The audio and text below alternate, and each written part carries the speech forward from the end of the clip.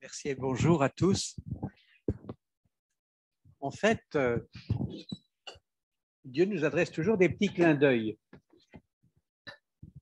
Le texte que j'avais choisi a déjà été lu. Formidable, hein? Alors ce matin, il est vrai que nous sommes peu nombreux. Beaucoup sont à la campagne, dans les montagnes, à l'air pur. Mais j'aimerais quand même vous faire goûter un petit peu de la campagne et un petit peu de l'air pur. Nous avons déjà reçu ce matin de chers frères et sœurs des photos, un petit texte pour nous montrer la grandeur de Dieu et tout ce qu'il est capable de faire. Mais j'aimerais vous emmener ce matin d'abord dans un petit village de montagne qui a 3-4 heures de voiture d'ici, où nous étions l'automne dernier avec Anne-Marie, en nous promenant dans ce village. Si je vous dis qu'il fait partie de la République des Escartons, ça ne vous dira pas grand-chose. Pourtant, c'est vrai, une république que personne ne connaît ou presque, mais qui a subsisté pendant à peu près 450 ans, en particulier sur le territoire français. Il y avait 5 régions. L'une de ces régions s'appelle le Queyras. Et dans cette région, dans cet escarton, il y a un petit village qui s'appelle Saint-Véran. Et si vous montez dans ce village qui est à plus de 2000 mètres d'altitude, la plus haute commune d'Europe habitée toute l'année, vous découvrez un vieux village traditionnel. Et si vous allez à l'église, comme nous y étions, vous avez aussi une autre surprise qui vous attend. Vous partez de la pleine lumière, vous rentrez dans cet édifice sombre, comme nous l'avons fait en octobre dernier. Et dans cette église, une grande banderole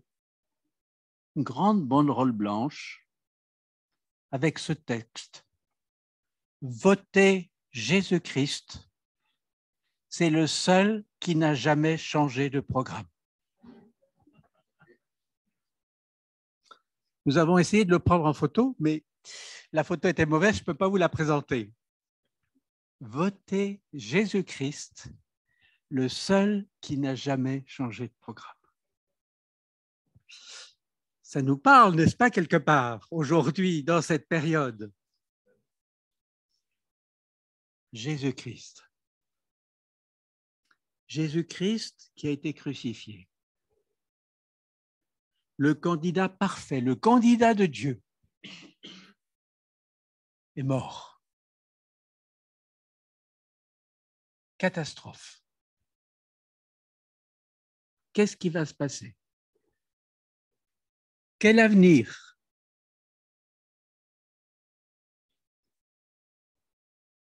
C'est la question que se posaient bien des disciples,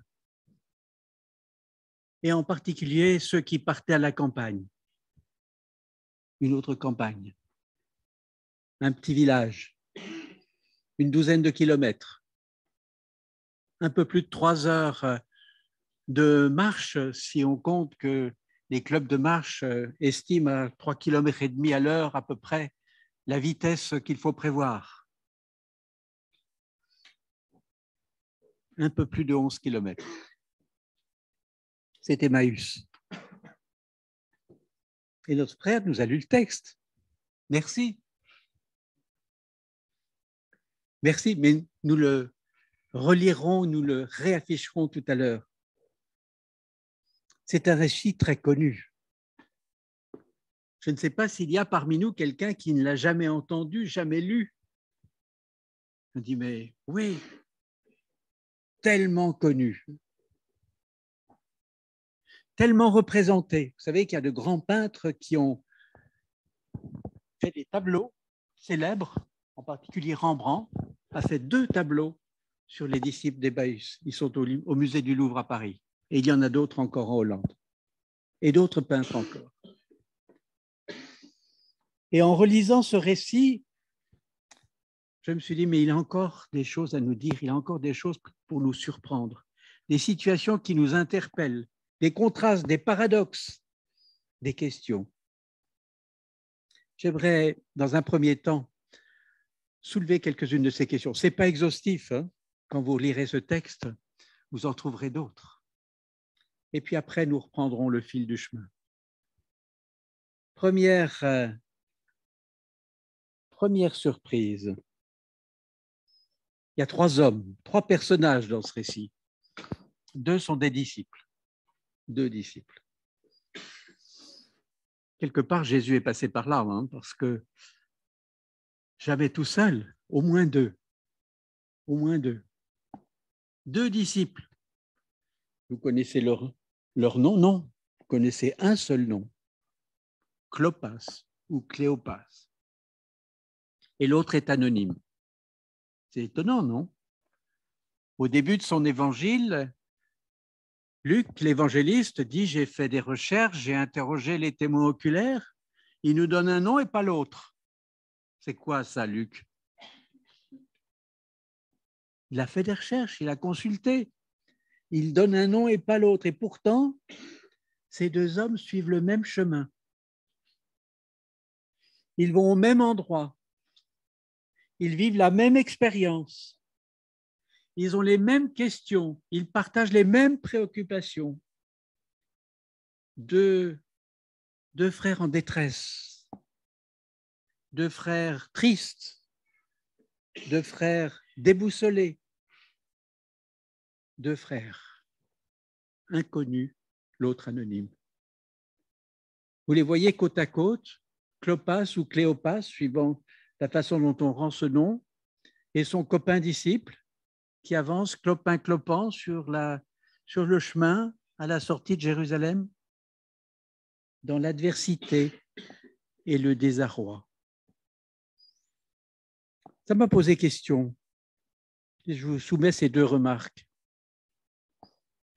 Finalement, dans les évangiles, il y a plein d'anonymes. Plein d'anonymes. Et pourtant, leur histoire nous est rapportée parce qu'ils ont suivi Jésus. Ils ont attiré son attention. Ils ont reçu de sa part un témoignage. Pensez par exemple dans l'évangile de Luc à ces 10 lépreux qui ont été guéris. Un seul est revenu, un Samaritain. On ne connaît pas son nom. Mais il est revenu vers Jésus avec une bénédiction particulière. Pensez par exemple à cette pauvre veuve qui glissait une pièce dans le tronc à l'entrée du temple. Vous connaissez son nom? Mais Jésus l'a vue. Jésus la connaissait. Jésus l'a louée. Alors peut-être que nous nous considérons comme des chrétiens anonymes auxquels personne ne fait attention, mais l'important, c'est que Dieu nous connaît, que Dieu fait attention à nous, que nous soyons disciples du Seigneur Jésus. L'autre remarque m'est venue parce que souvent j'entends des frères et des sœurs qui disent « Oh, moi je suis un pauvre petit chrétien dans mon coin, je ne suis pas comme un tel ou je ne suis pas comme un tel, je n'ai pas le don de ceci ou je n'ai pas le don de cela, on ne me connaît pas. » Quelle importance! Quelle importance! Nous imaginons parfois que tel croyant qui a un nom, qui est reconnu dans la société, dans l'Église, dans un ministère, ne vit pas la même chose que nous, qu'il n'a pas les mêmes tentations que nous, les mêmes découragements que nous, les mêmes combats, les mêmes tentations. Nos 2 frères, là, sur le chemin, ils étaient sur le même chemin. Et cela nous encourage à prier les uns pour les autres, en particulier pour ceux qui ont un nom, qui ont une responsabilité. Le deuxième point sur lequel j'aimerais m'arrêter, c'est sur ce 3e homme qui se joint à eux, un inconnu. incognito. Vous le connaissez parce que Luc ne nous cache pas la vérité. Tout de suite, il nous dit, mais c'est Jésus. Jésus incognito. Ça me pose déjà une question. Est-ce que quelquefois, dans mes situations, dans ma vie, je pense que Jésus n'est pas là? Non, non, non. Là, je ne peux pas tout seul. Là, il n'y a personne pour me comprendre. Il faut trimer tout seul, il faut lutter tout seul. Et pourtant, Jésus a dit, je suis avec vous tous les jours. Alors où est-ce qu'il est? Il est là, mais on ne le voit pas.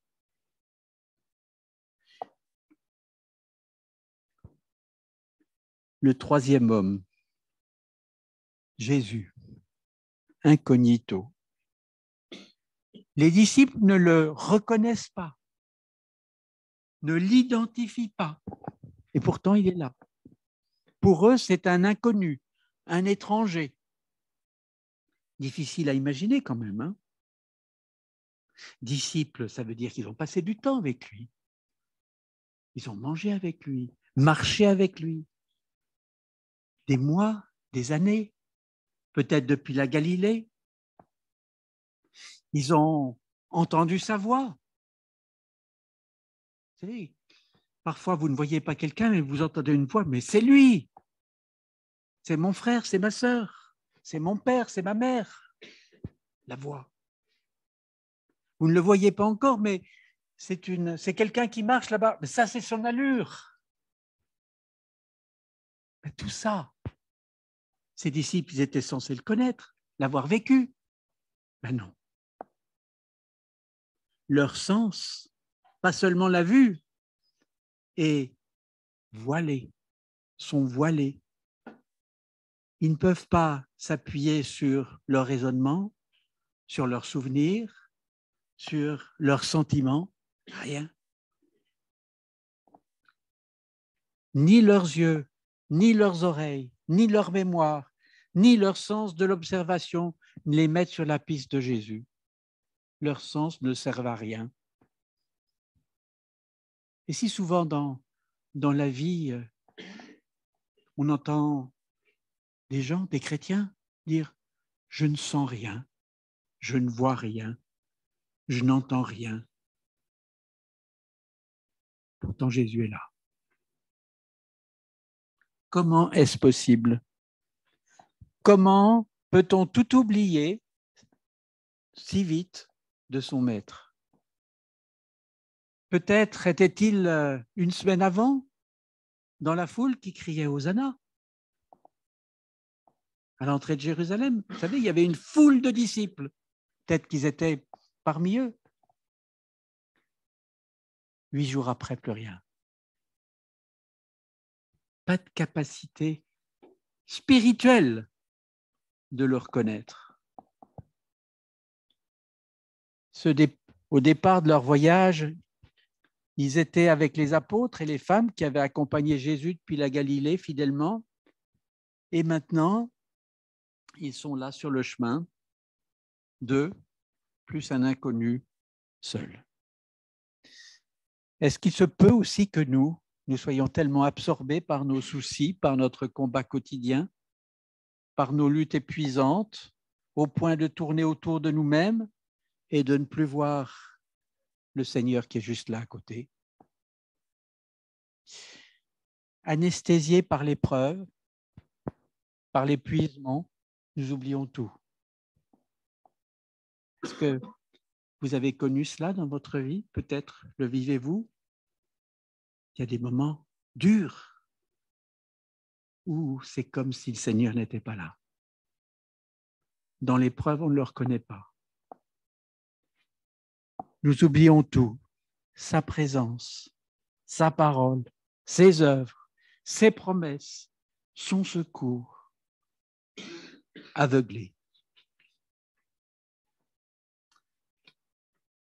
Lorsque le troisième homme s'approche des disciples, on peut être aussi surpris d'une autre chose,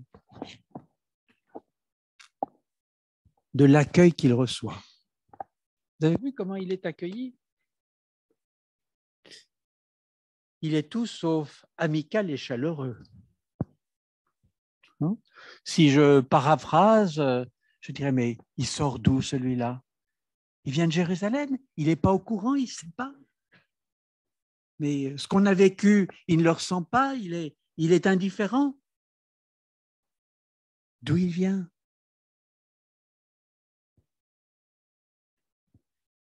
Tu viens de Jérusalem et tu ne sais rien de ce qui s'est passé. Ce n'est pas possible.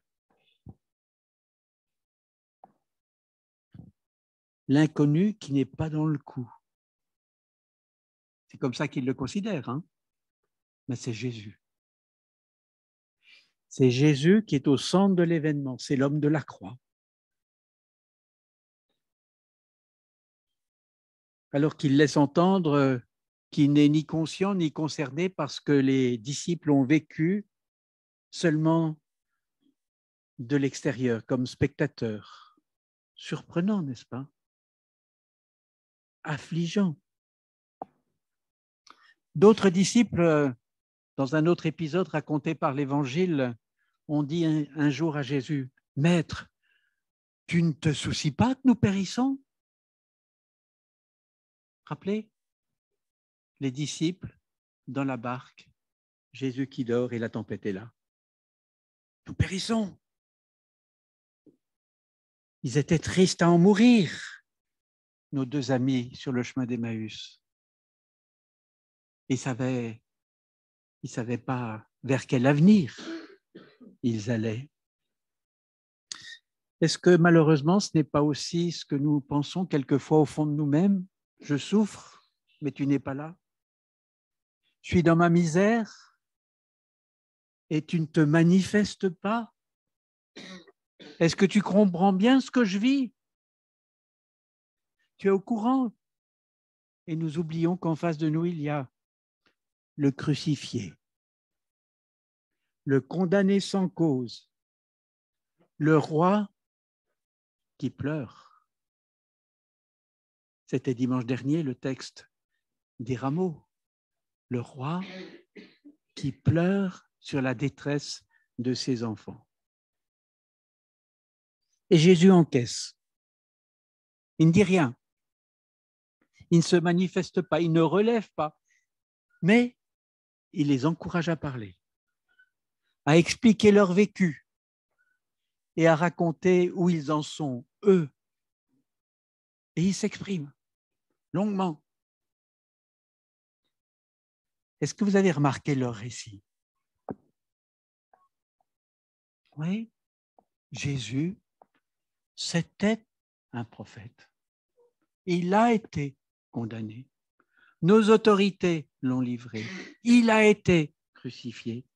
Tout au passé. Et c'est vrai que c'était passé. Mais c'était ça, le point sur lequel ils se concentraient. Le passé. La croix. La défaite. Ce qui est mort sur la croix avec Jésus, c'est leur avenir. Nous espérions qu'il rétablirait le royaume, qu'il libérerait son peuple. Il est au passé, du côté du tombeau, du côté du vide, du côté du corps qu'on ne retrouve pas. Toute la matinée de Pâques, ils ont cherché le corps. C'était la question, mais où est-ce qu'ils l'ont mis? Qu'est-ce qu'il est devenu? Où est-il? Il a disparu. Nous ne savons pas où ils l'ont mis. Ils sont dans l'obscurité, le deuil, sans rayon d'espoir. Et quand il y a une lueur d'espoir qu'on leur apporte avec ces femmes qui disent « mais il est vivant, les anges l'ont dit », non, pas pour nous. C'est pas pour nous. Ils ont enterré leur espérance, leur avenir. Il reste la déception, l'incompréhension. Et il raconte ça à l'absent du tombeau qui est là. Il raconte tout ça. Il raconte la crucifixion et ses suites à celui qui l'a vécu. Incroyable. Incroyable. Il raconte ce qu'ils ont vécu à celui qui a vécu cela pour eux, qui marche à côté d'eux, qui leur parle et qui va jusqu'à manger avec eux. Quel paradoxe. Les anges ont posé aux femmes venues au tombeau dès le petit matin une bonne question. C'est tout au début de ce chapitre 24 de Luc. Mais pourquoi cherchez-vous le vivant parmi les morts? Elle vaut aussi pour nous, cette question, lorsque nous nous attachons à nos efforts, à notre vision des choses, à nos solutions foireuses, où le Seigneur est absent. Et nous verrons tout à l'heure comment le Seigneur va redresser leur vision qui en a bien besoin. Alors, nos amis ont quitté la ville pour aller à la campagne. Ça fait du bien, hein? Bon changement d'air. Ah, se changer d'état d'esprit. Vous savez ce qu'ils ont laissé, hein, à Jérusalem? Des dizaines et des dizaines de milliers de pèlerins qui sont venus pour la fête de la Pâque. Et puis l'armée romaine qui est sur les dents parce qu'il faut faire attention, hein, pas de manifestation. La situation est rapidement explosive. Regardez ce qui se passe en ce moment à Jérusalem. Ils ont quitté la ville, quitté les lieux du drame, quitté l'atmosphère pesante où ça grouille de gens venus de partout pour se retrouver vers la campagne. C'est Marc, dans un petit entrefilet, qui nous dit au chapitre 16, 2 disciples qui partaient à la campagne. Vous n'aimeriez un bol d'air? Moi aussi, hein, ça fait du bien. Mais est-ce que c'est cela qu'ils avaient besoin? Oui, ça ne fait pas de mal. L'apôtre Paul dit, l'exercice physique est utile à peu de choses. Qu'est-ce qu'il faut d'autre?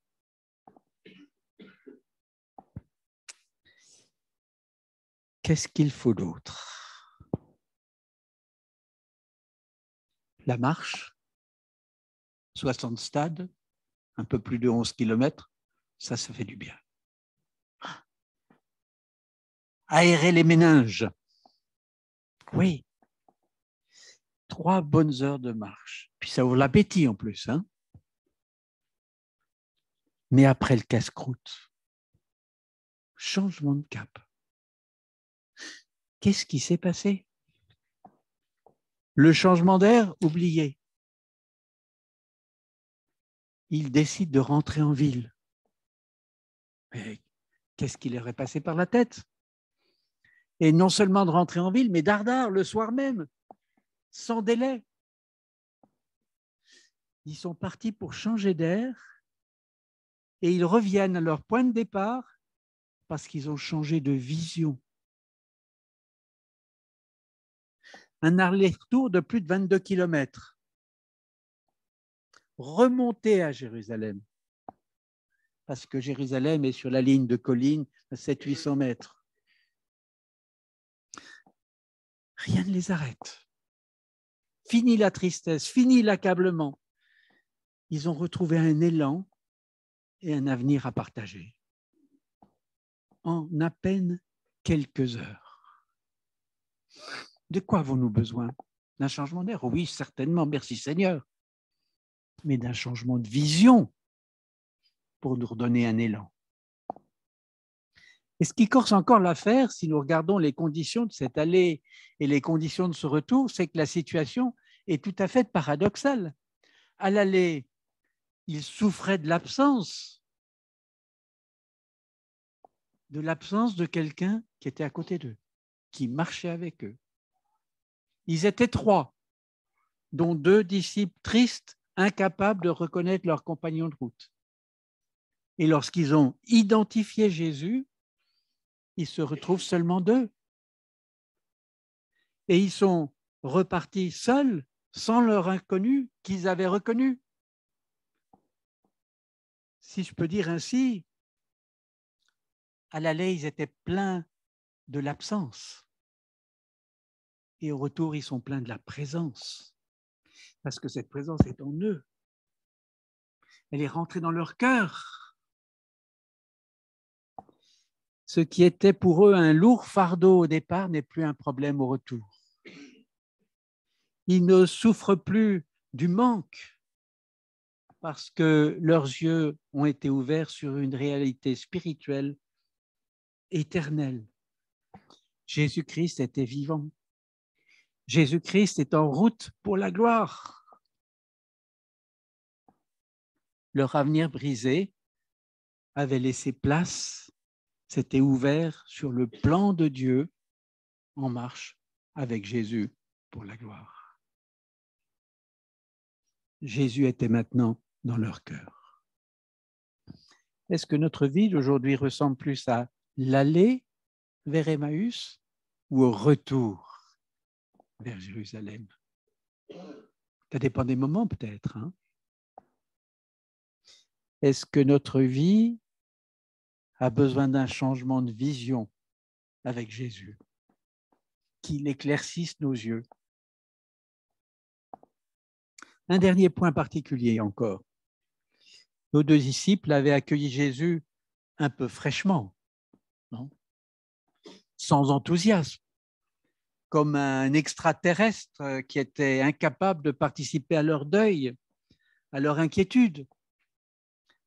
Mais quand cet étranger, cet inconnu veut les quitter, parce qu'il est encore étranger à leurs yeux, inconnu à leurs yeux, ils ne veulent plus le laisser partir.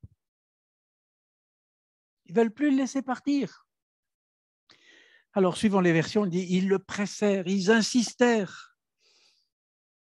Et Anne-Marie m'a fait remarquer que ce terme en grec implique presque de la violence. Ils s'accrochent à lui. Non, non, tu ne peux pas partir comme ça, tu ne peux pas nous laisser. Pas possible, il faut que tu restes. Un renversement complet d'attitude. Parce que Jésus a gagné leur cœur et ils réalisent qu'ils ont maintenant un cœur qui brûle. C'est ce que disait notre frère tout à l'heure. Est-ce que nous avons un cœur qui brûle? Ou bien encore un cœur de glace, pris dans les glaces, où rien ne vit, où rien ne bouge? Quelle est la température de notre cœur?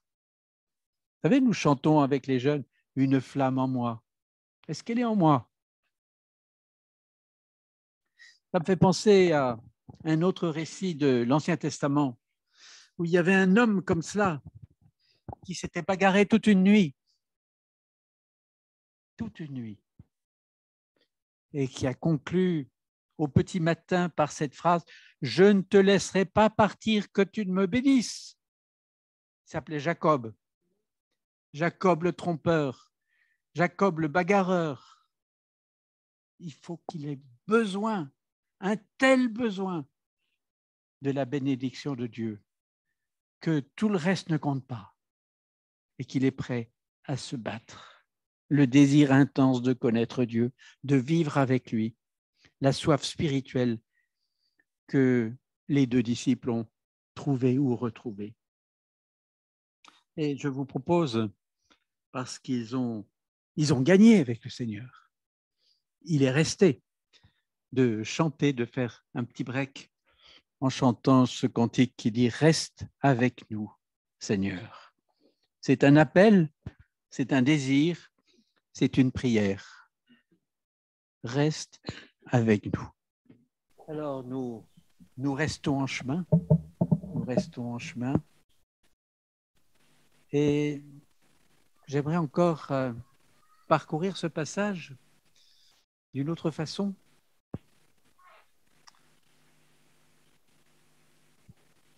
Dans un premier temps, vous avez vu que ce sont les disciples qui parlent, et ils parlent d'abondance. Si vous relisez les versets 13 à 24 que peut-être on peut afficher.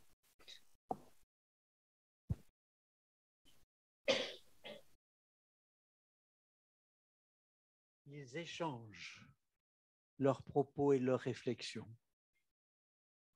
Et puis, dans les versets qui suivent, ils déballent. Ils déballent leur vie, ce qu'ils ont compris. Ils racontent ce qu'ils ont vécu, l'absence de Jésus, la perte de leur Jésus, qu'ils ont vu mettre au tombeau. Et ils ont vu le tombeau vide. Espoir déçu, perte de sens, événement incompréhensible, inexpliqué, inexplicable. Ils racontent tout à Jésus. Leur tristesse, leurs questions, l'impasse où ils se trouvent, leurs problèmes, leurs douleurs, leur insécurité face à l'avenir. Et Jésus les encourage. Ils n'étaient pas au courant. Oui, racontez-moi. Racontez-moi ce qui s'est passé ces jours-ci. Et l'inconnu qui les a rejoints écoute. Même il les encourage à se décharger. Il les écoute jusqu'au bout, sans intervenir.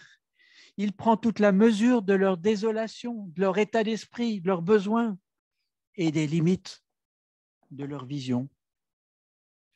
Il sait, comme l'exprimait un pédagogue dans une maison d'accueil d'enfants enlevés à leurs parents, qu'exprimer sa détresse est un premier pas pour reconstruire, pour se reconstruire. Première phase, les disciples parlent et Jésus écoute. Et puis il y a un moment où il n'y a plus rien à dire. Le sac est vide.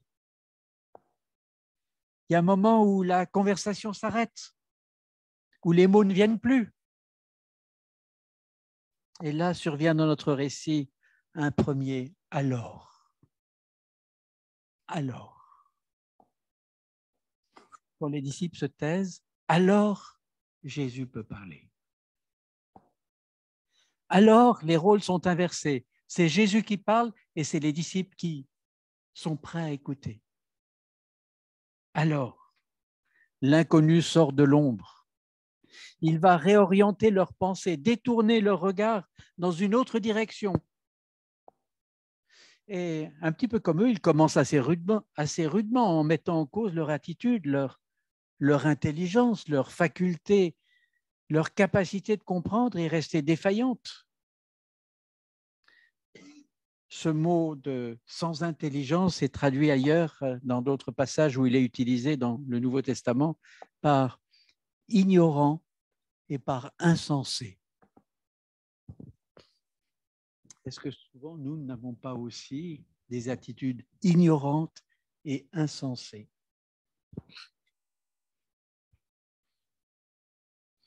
Il leur parle de leur cœur qui a du mal à démarrer. Peut-être qu'il comprend vite, mais il faut leur expliquer longtemps. Pour moi, c'était comme ça en maths à l'école. Il fallait m'expliquer longtemps pour que je comprenne quelque chose. Il est freiné, ce cœur, paralysé, ankylosé par les contradictions, par ses raisonnements. Pour rappeler ce que disait le prophète Jérémie, le cœur est tortueux par-dessus tout, il est incurable, qui peut le connaître?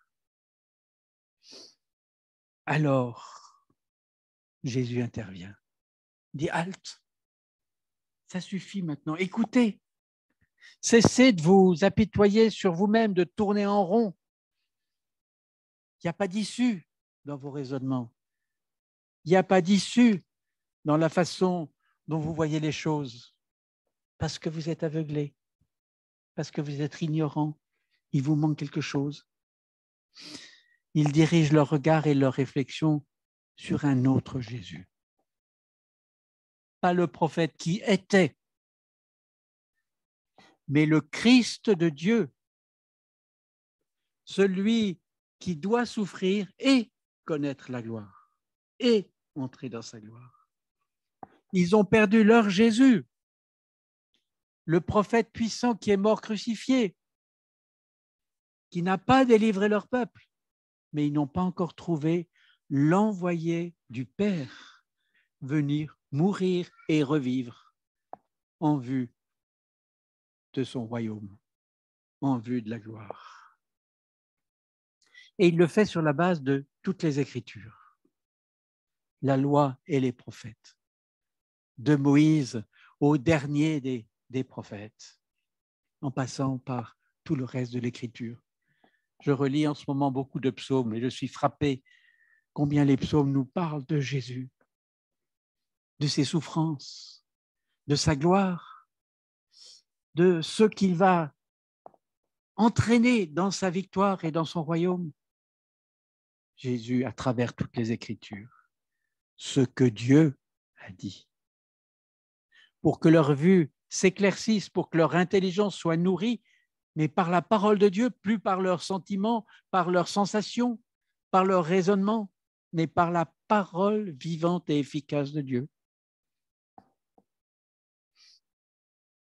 Il leur rappelle, leur révèle le plan de Dieu qui passe par la vie, la mort, la destinée de celui qu'il a oint, qu'il a choisi, qu'il a envoyé sur terre, Christ.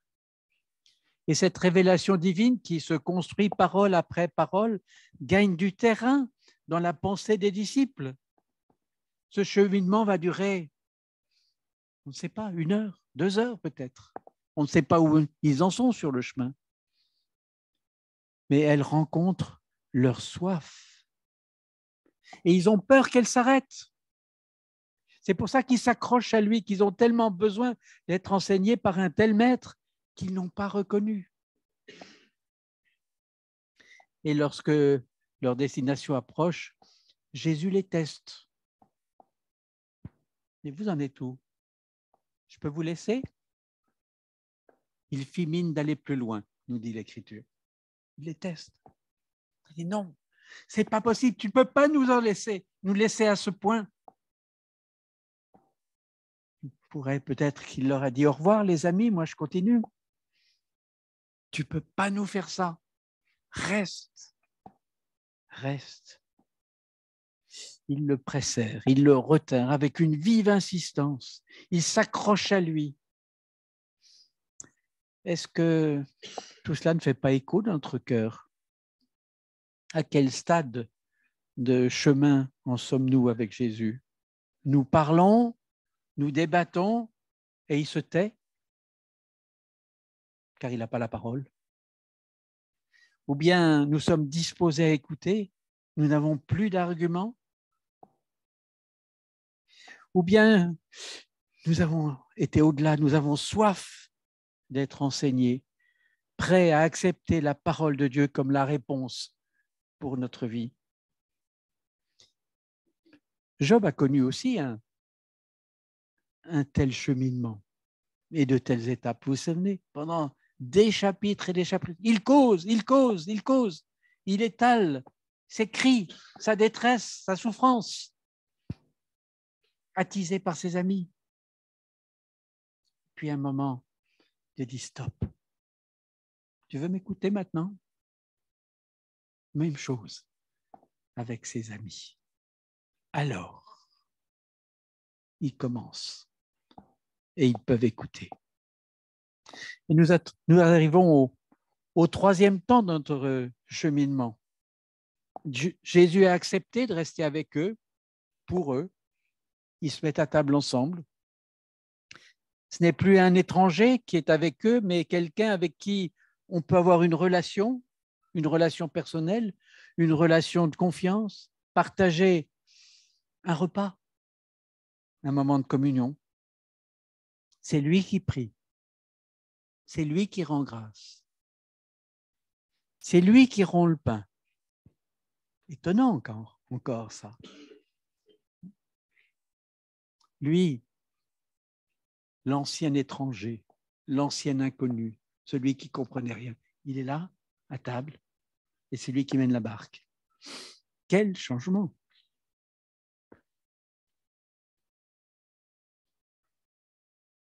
Il n'a rien dit de plus pour se faire reconnaître. Et pourtant, le moment de vérité est arrivé. Il rompit le pain, le leur donna, et voilà notre deuxième alors du texte. Alors, leurs yeux s'ouvrirent et ils le reconnurent. Le voile de leur cœur est déchiré. Et Jésus s'en va.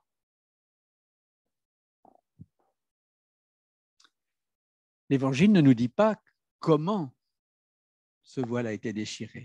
Il ne dit pas comment quelque chose s'est produit, quel déclic s'est produit dans leur cœur. Il ne donne pas d'explication, mais le fait est là, brutal, instantané, éclatant. Ils voient, et ils voient Jésus, qu'ils ont tant et vivement cherché, là, avec eux, à table. Puis il n'est plus là. Alors, est-ce que c'est le rappel du geste familier du Seigneur lors des repas pris avec ses disciples qui, tout d'un coup, a fait tilt? Je crois peut-être que quand il a rompu le pain, il a montré ses mains. Les mains avec la trace des clous. Les mains percées. Est-ce que la vue des mains percées par les clous de la croix a brisé leur cœur, a brisé leur aveuglement? Dans le même alors, ils le reconnaissent, tout s'éclaircit, ils revivent et il disparaît. Et c'est plus grave. Qu'est-ce qui ouvre nos yeux, sinon l'amour de Dieu manifesté en Jésus à la croix? Qu'est-ce qui nous ouvre les yeux lorsque nous sommes perturbés, lorsque nous sommes dans le trou, dans l'obscurité, dans le déni? Qu'est-ce qui nous ouvre les yeux? Je pense toujours à ce frère qui me dit quand je n'y vois plus clair, je fais le tour de la montagne de Golgotha. La croix. Les paroles de la croix. Le témoignage de Jésus jusqu'au bout. Et la croix vide. Et le tombeau vide. Le jardin était près de la croix. Dans le dernier épisode de la journée, un voyage a pris fin. Ils ont atteint la campagne. Ils ont atteint le village d'Emmaüs. Mais son attrait n'est plus suffisant pour eux. Un nouveau voyage commence. Et en sens inverse, ils font volte-face. Une autre urgence s'impose, retrouver les frères et les sœurs, leur partager la bonne nouvelle qu'ils ont rencontré un Seigneur vivant. Eux, personnellement, ils ont marché avec lui, parlé avec lui, mangé avec lui. Ils l'ont rencontré sur leur chemin. Il les a accompagnés, il les a enseignés. Leurs priorités ont changé. Tant pis pour la campagne. Tant pis pour le soir qui tombe. Tant pis pour la fatigue. Ils ont retrouvé un avenir, une expérience, une espérance, une assurance. Ils ont commencé à prendre conscience que le programme de Jésus ne s'est pas terminé à la croix. Il n'a pas changé de programme. Ils ont commencé à réaliser que la vie et l'avenir n'étaient plus détruits par la croix, mais qu'ils commençaient à la croix. Ils n'étaient pas détruits par le tombeau, mais ils partaient du tombeau parce que leur lien y avait été brisé. Et il se poursuit jusque dans la gloire. À leur retour en ville à Jérusalem, une autre surprise les attend.